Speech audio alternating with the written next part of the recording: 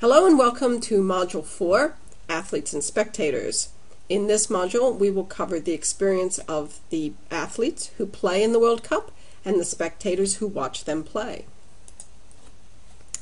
One of the first things to realize about the World Cup is that soccer, or football as it is known outside the United States, is a global profession and business.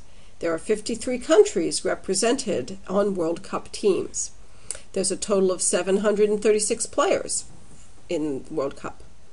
Soccer players are considered elite labor migrants because they often play for teams outside their birth country during the regular season. The very best players would be recruited by the very best teams.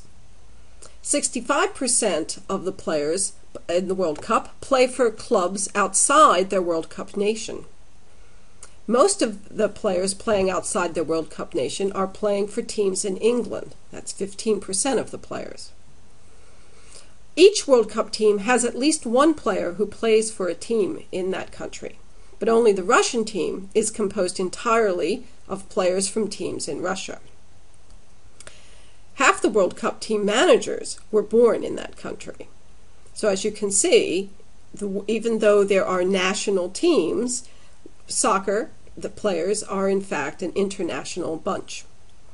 If you want to see more about the national composition of the various teams, see the Pew Research Center's map of where World Cup players play during the regular season, and the URL is on the slide.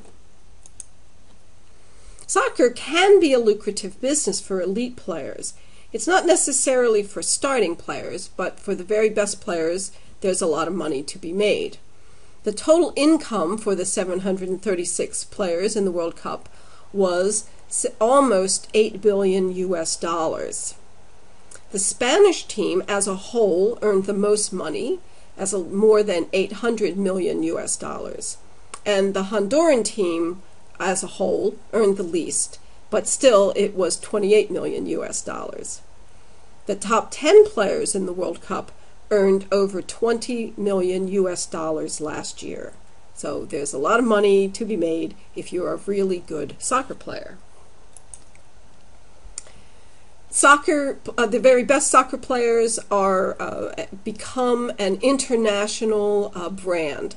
This picture shows an ad that was taken in Shanghai, showing some of the top soccer players advertising, I think, Adidas.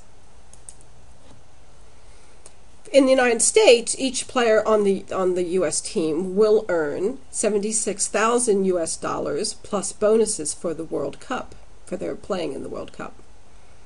But the result of the World Cup is that the payments from FIFA go to the national federations, not directly to the players. And it's up to each federation to figure out how to distribute that money. So if a team wins the tournament, they will get $35 million. The runner-up federation will get $25 million. Third place, $22 million, and fourth place, $20 million. If your team is eliminated in the quarterfinals, the federation gets $14 million. If you're eliminated in the round of 16, you get $9 million. And if you're eliminated in the group stage, you still get $8 million. As I said, the federation determines how that money is allocated, so there can be tension between the players and the federations over the allocation of the FIFA funds. FIFA does demand proof that players get paid, so the federation can't keep all the money. In this recent World Cup, there was a dispute between the players from Ghana and their federation about payments.